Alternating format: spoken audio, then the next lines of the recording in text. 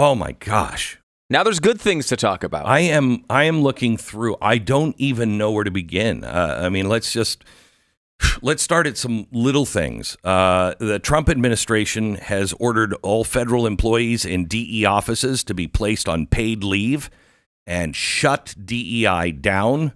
Gosh darn it. The Office of Personnel Management, the government's top human resources agency, notified all federal department heads in a memo.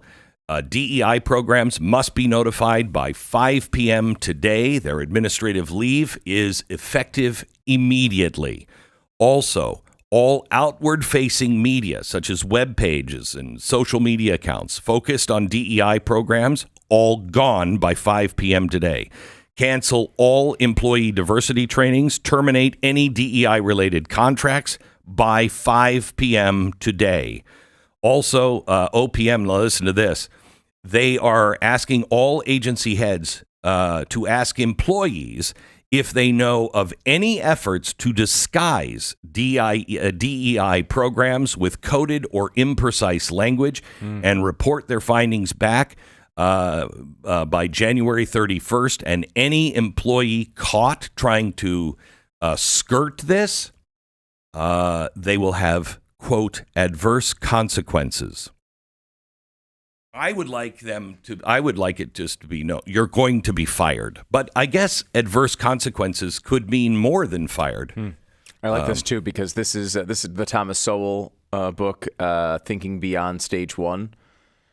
Yes. That's what you have going on here. They know what they're going to try with DEI. They're going to try to change the language. They're going to try to hide it with imprecise things. They're going to do all that. They're already looking for what the response will be to all this, which is really, really positive. If anyone doesn't think Donald Trump was prepared, look at just this week. You've never seen anything like this. I've never from any seen, president, no, right? No. But whether you like it or not, you have to admit he's coming in here with a real plan and attempting to execute it quickly, in an overwhelming way. I tend to like a lot of the stuff he's doing, but even if you look at this, because we've looked at this from the other side with a sort of like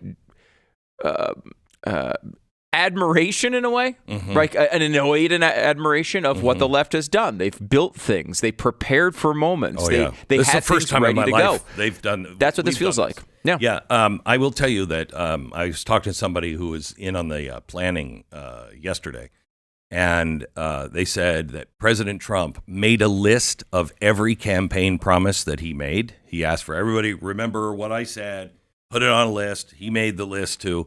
And he is really checking it twice and marking them off. When they do them, he is determined to keep every campaign promise. So you want to know, left, what he's going to do? Take him at his word. And I'll be, to be clear, they attempted to do this. Steve Bannon did the same thing in the first administration. Yes. He came in with a big list. He had it. It's been well covered.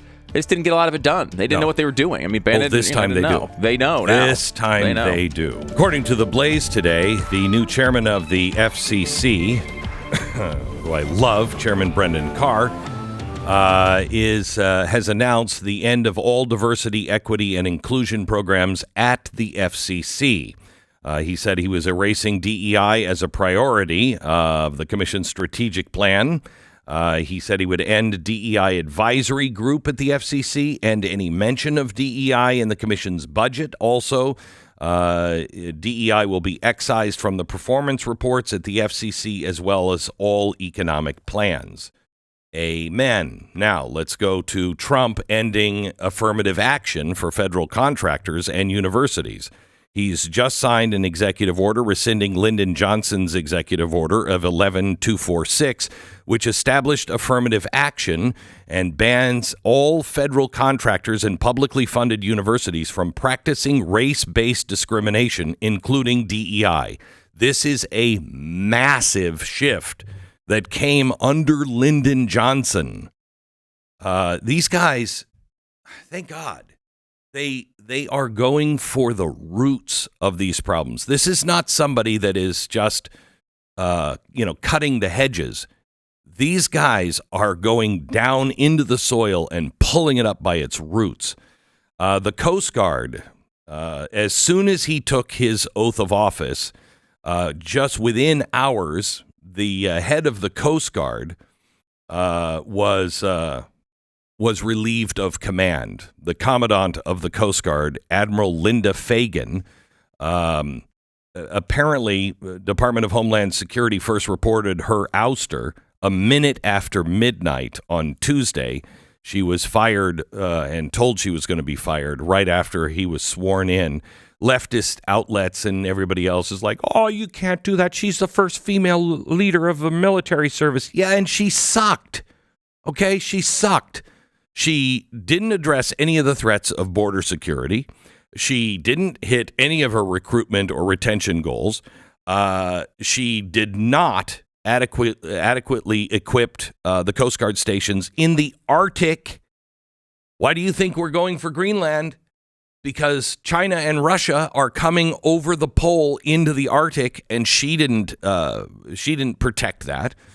She also mishandled the Operation Fouled Anchor, which was an investigation into the cover-up of sexual misconduct at the Coast Guard Academy, and excessive focus on DEI. She said, one of her famous quotes, something like, our diversity is our strength. Our diversity only makes us stronger.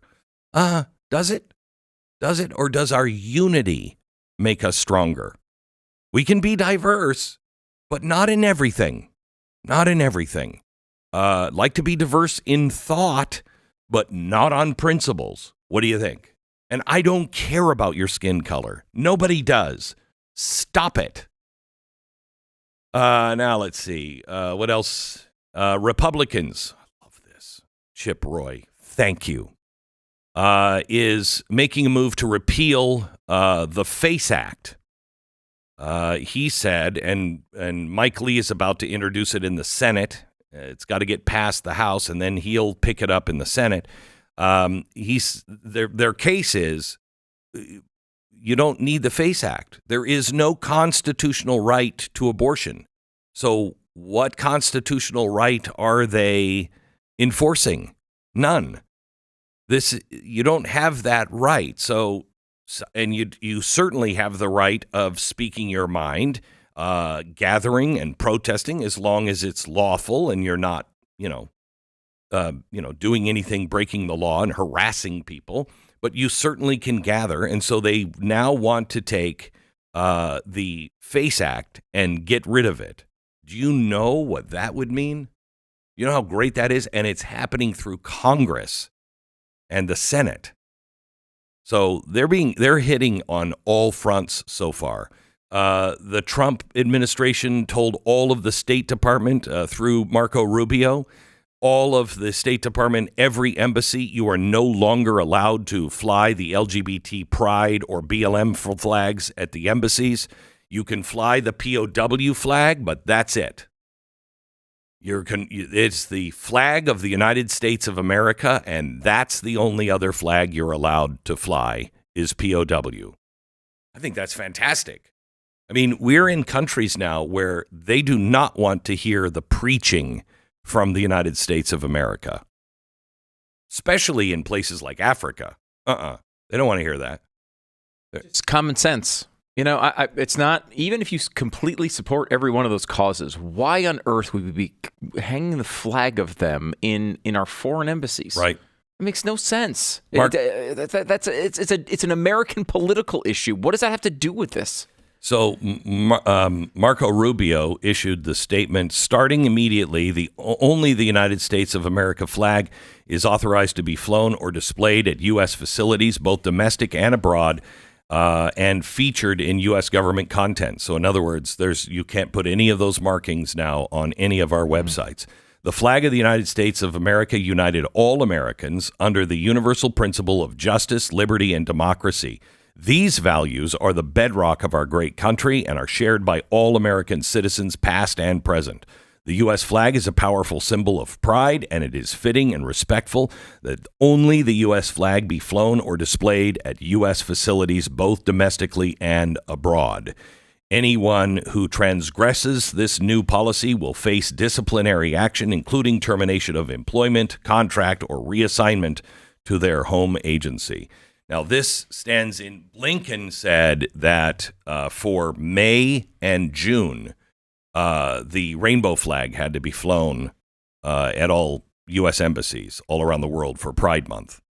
Wait, May and June? Yeah, May. He announced this on May 17th, which is the International Day Against Homophobia and Transphobia. And so Of course it is, obviously, Glenn. We all know. Yeah, December I know. 25th and May 17th. Yeah. We know the big holidays. Right. And so they have that May 17th, and he's like, just put it up on May 17th and then just don't take it down until the end of June. So now you get a month and a half. Month and a half. Mm-hmm. Right. So that's not going to happen anymore.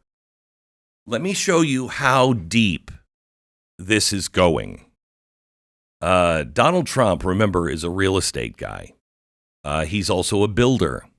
And somebody in this administration understands Thomas Jefferson.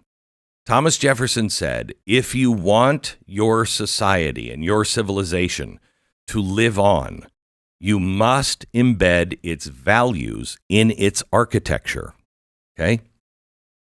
Well, ugly, brutalist, and Soviet-style architecture is everywhere. If you've gone to Washington, D.C., there's some beautiful architecture, and then there's all that ugly new architecture that just means nothing. It's just brutalist.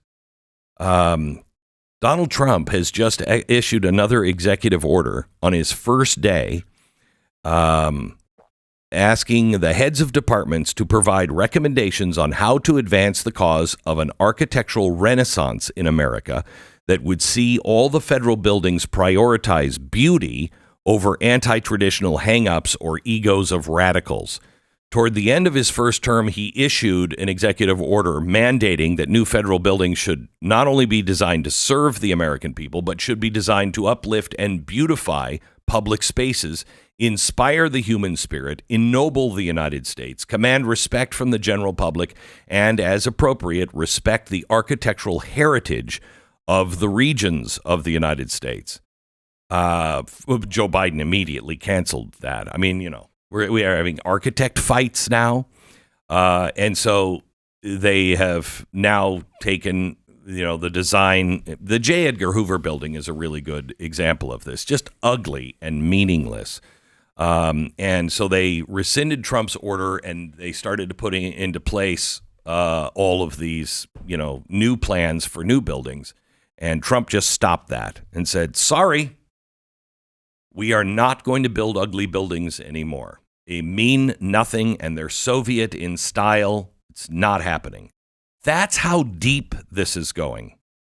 That's how well thought out this is. That's something that's been important to him for a long time. Oh, because he does like a little bit of that ceremony, right? He's talked about big parades, this festival coming up or whatever it is, celebration of our in 2026 is a big one that he's talking about. This has been important to him for a while, and again, it's a great illustration of how well this stuff has been thought out. It should be important to all of us. I lived through the bicentennial. I remember it. Yeah, okay? That bicentennial stuff. It was out by 1972. We knew the logo. You remember that red, white, and blue star logo, that rounded star logo? I don't know if you're old enough to remember it. I was born I'm a bicentennial baby, Glenn. Oh, okay. So you don't remember. My mom used to tell me. But it was out. Congratulations. That's icky. Let's talk about your mom creating you. But that's when I was born, not conceived, weirdo. Well, anyway, but you didn't tell me. Hey, by the way, it was a wonderful night. Let me tell you all about it. That wasn't part of the analysis. I got to tell you, sometimes when the kids get really out of control, I start down that road. They shut up really quickly. I bet they do. And they shut up really quickly and run. But we had, by 1972, we were talking about the bicentennial, and it was a big buildup. Here we are, 18 months away, not even that. We're 15 months away from the 250th birthday.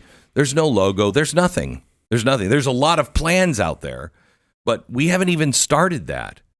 He believes in not being embarrassed by the United States. We talked about this yesterday with renaming Mount McKinley again. Exactly. He is the exact opposite of Michelle Obama. Michelle Obama said, and Barack knows, we're going to have to change our our traditions, history. our history. Do you have it? Go ahead, play that again. And Barack knows that we are going to have to make sacrifices. We are going to have to change our conversation. We're going to have to change our traditions, our history. We're going to have to move into a different place. He knows that, and he is systematically dismantling it. I'm telling you, this guy, if they can keep this going and withstand the stupid attacks from the left and the media that is coming, he's going to be remembered as an Abraham Lincoln. He is going to be a refounder of this country. And I, for one, am thrilled.